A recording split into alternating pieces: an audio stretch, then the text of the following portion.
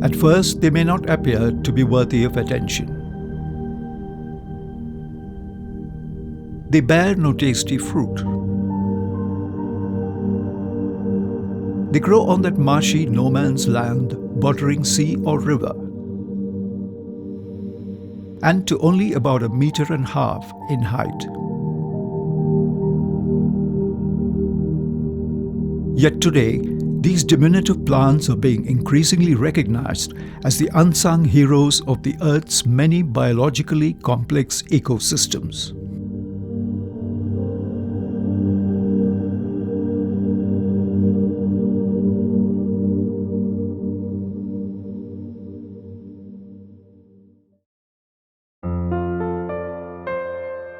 Mangroves, as these trees are called, are rich in biodiversity and are veritable cradles of a variety of plant, bird, animal, and marine life. Situated as they are in the intertidal zone of marine coastal environments and estuarine margins, mangroves play a vital role in preventing soil erosion from floods.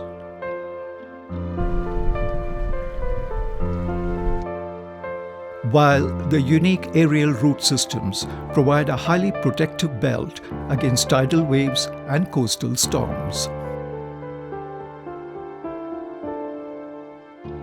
Mangroves are among the oldest of the Earth's trees, originating, it is believed, around 114 million years ago in the Indo-Malaysian area. The first recorded mention of this ancient genus dates back to reports of their sightings around the Red Sea and the Persian Gulf by Nearchus in 325 BC and Theophrastus in 305 BC.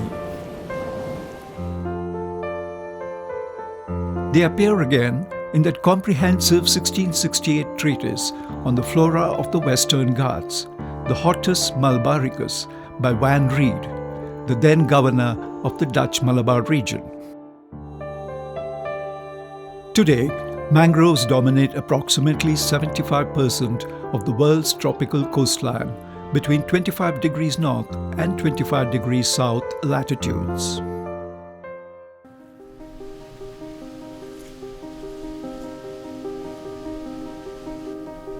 Home to nearly 84 known species varieties, mangroves provide a breeding ground for marine life, including fish species, shrimps, shellfish, and crabs. An estimated 80% of the global fish catch depends directly or indirectly on mangroves.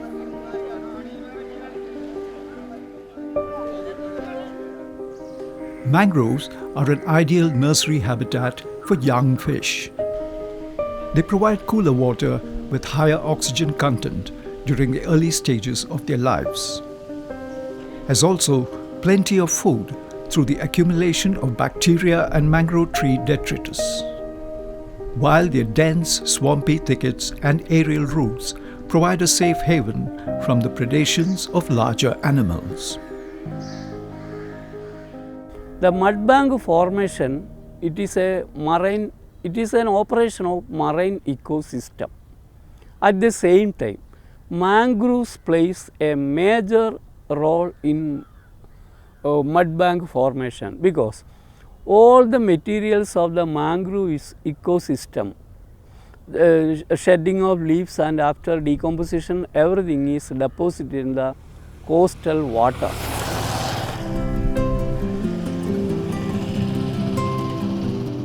Home to a rich variety of flora and fauna species, mangroves offer ideal nesting grounds for a wide variety of migratory birds. The abundant growth of cyanobacteria in these ecosystems increases the latter's nitrogen content. Mangroves also produce 29 to 75 tons of biomass per hectare. This transforms nutrients on a continuous basis into sources of nitrogen, phosphorus, and other beneficial plant nourishment.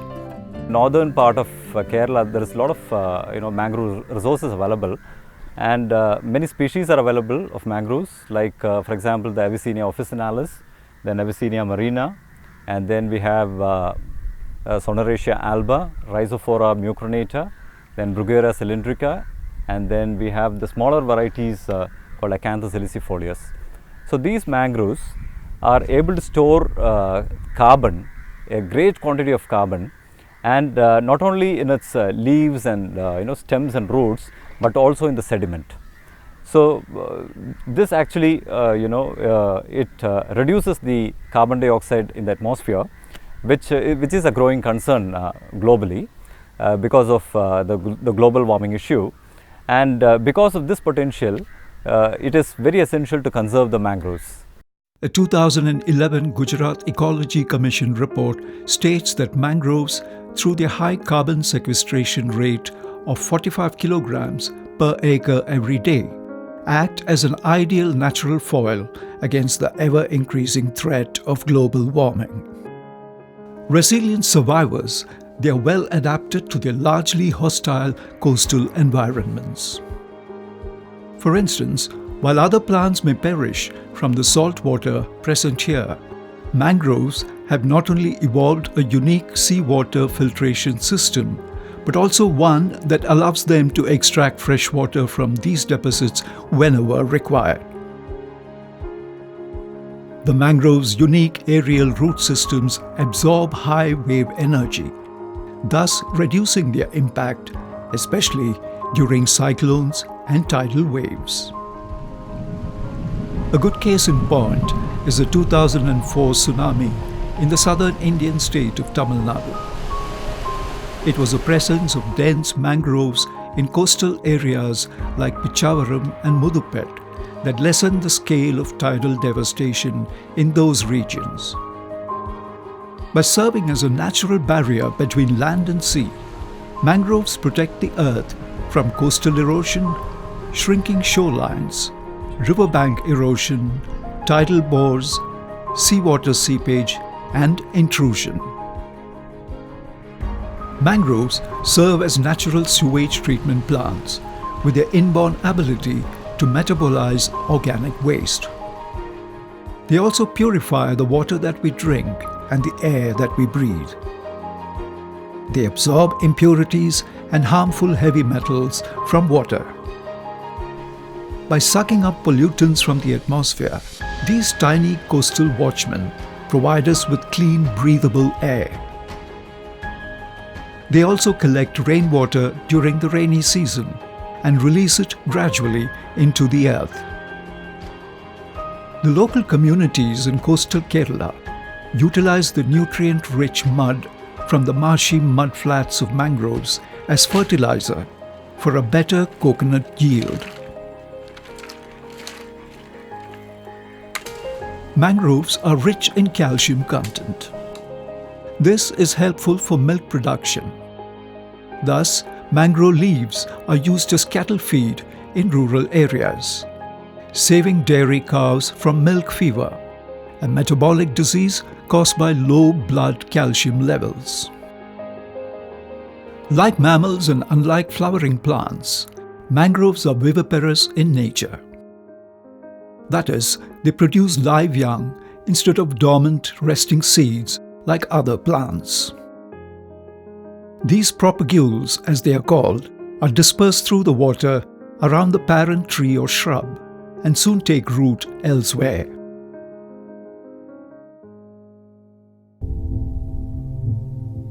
Today, mangroves are disappearing 3 to 5 times faster than overall global floral forest species. They represent less than 1% of all tropical forests worldwide. Roughly 50% of the world's mangroves have been wiped out in the last half-century. Once occupying about 700 square kilometers of coastal area in the southernmost Indian state of Kerala, mangroves today cover a mere 17 square kilometers and have been declared a threatened species. Dumping of waste, including plastics and chemicals, is only one of the threats facing the mangrove ecosystem and the species living within it.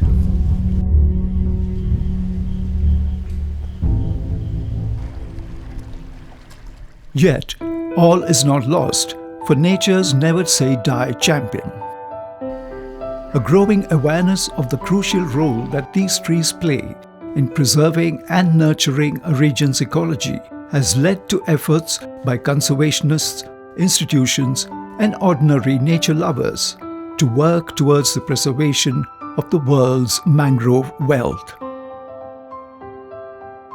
The late Kallen Pokuran was one of the first persons in Kerala to recognize the importance of mangroves and to work towards their preservation.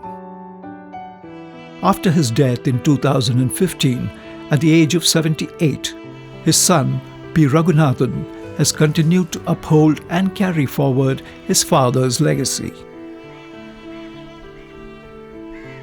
Raghunathan today collects, categorizes, and nurtures the saplings of various mangrove species in his nursery for replanting later elsewhere during favorable seasons.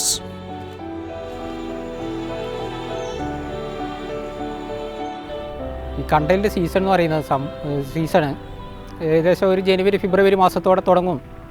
അപ്പോൾ ആ സമയത്ത് ഈ വിത്തെല്ലാം മൂത്തിട്ട് കണ്ടലിലേക്ക് പിന്നെ വീണ് കിടക്കും. ഇങ്ങനെ വീണ് കിടക്കുന്ന വിത്ത് തോണിയായിട്ട് പോയിട്ട് പിന്നെ ശേഖരിക്കും. തോണിയിൽ ഒരുപാട് സ്ഥലങ്ങളിൽ ഇവിടെ പള്ളിക്കര, താവം, ഇങ്ങനെ പല സ്ഥലങ്ങളിലും പോയിട്ട് ഈ കണ്ടലിൻ്റെ വിത്ത് ശേഖരിക്കും. ശേഖരിച്ച് കഴിഞ്ഞതിന് ശേഷം വിത്ത് അടുക്കി കെട്ടിവെക്കും. കെട്ടിയിട്ട് മണ്ണിൽ കുത്തിവെക്കും. മണ്ണിൽ ആദ്യം മണ്ണ് പാകും. ആ മണ്ണ് പാകിയതിന് ശേഷം ഈ വിത്ത് കെട്ടിയിട്ട് വിത്തിൻ്റെ അടിഭാഗം നിലത്ത് മുട്ടത്തക്ക രീതിയിൽ കുത്തി വെക്കും. 100 കെട്ടുകളായിട്ട് കുത്തി വെക്കും. ഇങ്ങനെ കുത്തി വെച്ച് കഴിഞ്ഞാൽ കുറേ കാലത്തേക്ക് ഈ വിത്ത് മോശമാവില്ല. അതിനുശേഷം സ്കൂളിലെ പല കുട്ടികളും വരും, പിന്നെ സാമൂഹ്യ പ്രവർത്തകർ വരും. പല സ്ഥലത്തും ഇത് വെച്ച് പിടിപ്പിക്കണം എന്ന് ആവശ്യപ്പെട്ടുകൊണ്ട് ഇത് വെച്ച് പിടിപ്പിക്കാനുള്ള മാർഗ്ഗനിർദ്ദേശം തരണം. അതുകൊണ്ട് സ്കൂൾ കുട്ടികളാണെങ്കിൽ അധ്യാപകർ വന്നിട്ട് ആ കുട്ടികളുടെ നേതൃത്വത്തിൽ പല സ്ഥലത്തും ഇത് വെച്ച് പിടിപ്പിക്കും. സാമൂഹ്യ പ്രവർത്തകരാണെങ്കിൽ അത് വെച്ച് പിടിപ്പിക്കാൻ വേണ്ട വിത്തുകൾ ഇവിടുന്ന് കൊണ്ടുപോകും, അവർ വെച്ച് പിടിപ്പിക്കും. ചിലർ സ്വയം തന്നെ വെക്കും, മറ്റു ചിലർ നമ്മളെ കൂട്ടിക്കൊണ്ടുപോയി കൊണ്ട് വെക്കാനുള്ള എല്ലാ മാർഗ്ഗനിർദ്ദേശങ്ങളും മനസ്സിലാക്കിയതിന് ശേഷം വെക്കും.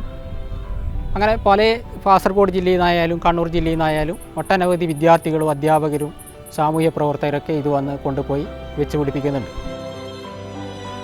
Raghunathan is a firm believer in traditional methods of mangrove utilization by local communities in order to preserve the ecosystem.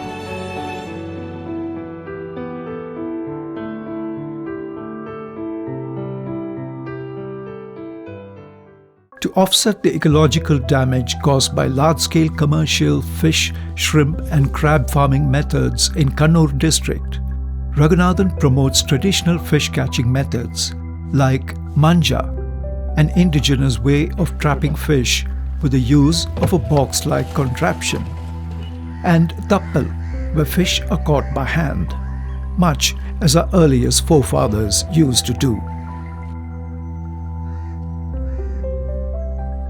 The use of ring nets to trap crabs and fish is another time-honored and ecologically safe fishing practice that Raghunathan encourages in mangrove habitats. Likewise, he promotes the Pokkali and Kaipart method of farming, in which rice cultivation and aquaculture go together. These are once popular integrated organic farming systems that have fallen into disuse today. This system of farming ensures sufficient nutrient recycling in an area. Ecotourism and community reserve projects are yet other ways to increase public awareness and responsibility in mangrove protection and propagation. Vellikeel in Kerala's Kannur district is one such mangrove ecotourism destination. This reserve was developed without affecting the ecological balance of the mangrove forest.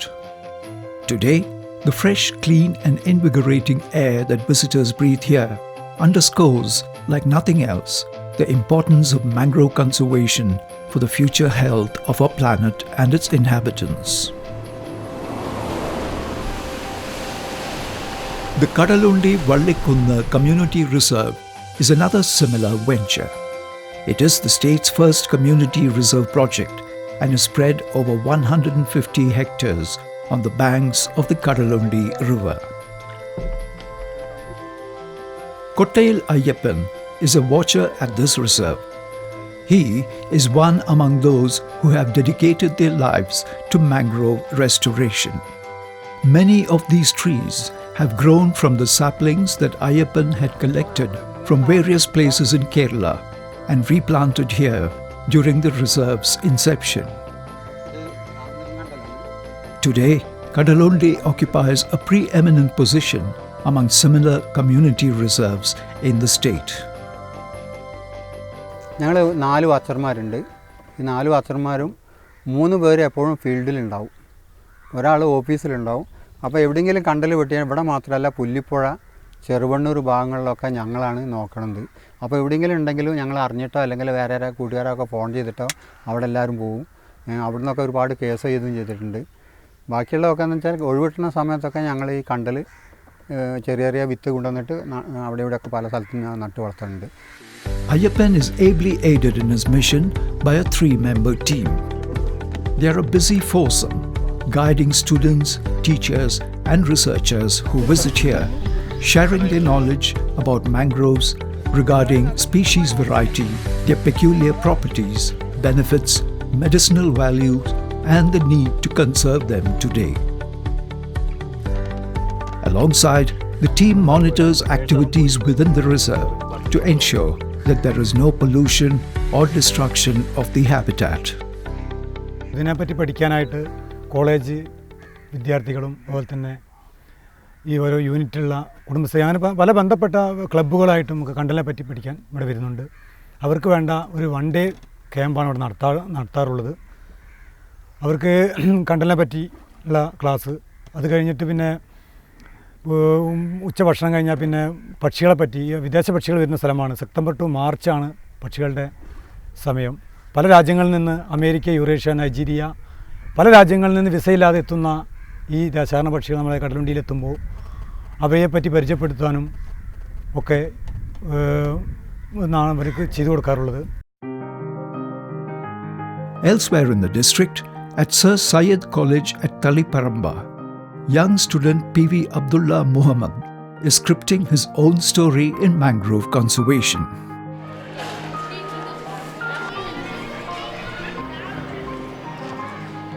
Abdullah's interest in the subject took root under his teacher, P.V. Prabhakaran, at the Government Welfare Higher Secondary School at Chirakunna in Kannur district.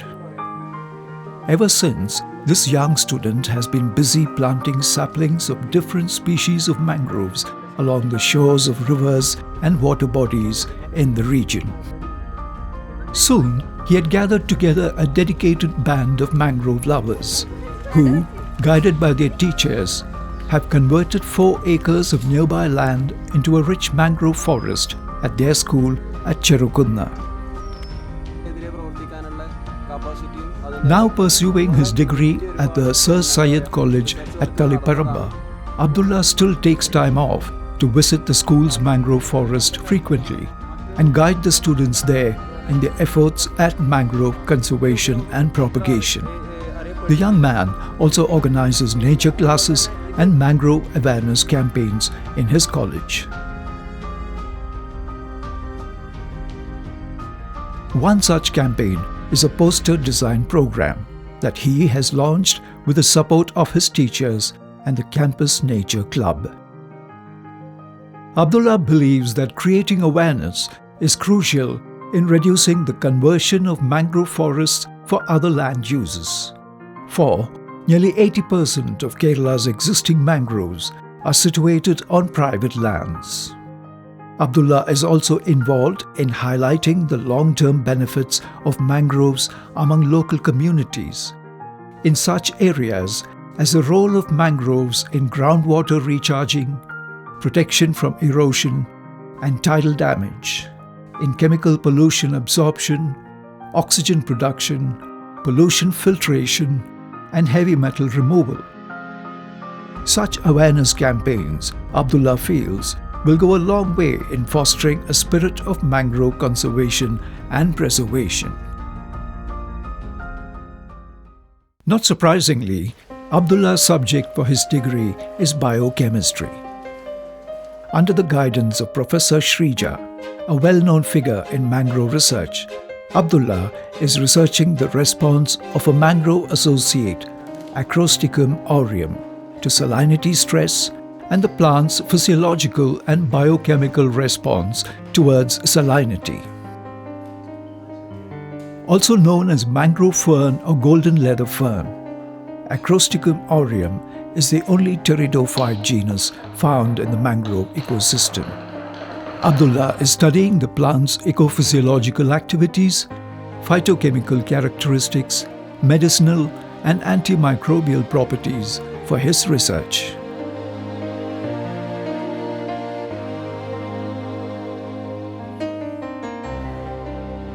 My research project is mainly about the mangrove species Acrosticum aureum, and I am focusing about the physiological and biochemical aspects of mangrove species, and especially Acrosticum aureum and related plants have a stress tolerant activity. Then I use the instrument GCMS for the analysis of the small or minute compounds were present in a plant. Then the most important property of the mangrove species is stress tolerant activity, especially salinity tolerance is the main for mangrove species. Thanks to the efforts of activists like Abdullah and other researchers and teachers, the Sir Syed College is fast emerging as a research center in mangroves. Sir Syed College have two research departments, botany and chemistry. These two research departments are exclusively promoting the mangrove based research.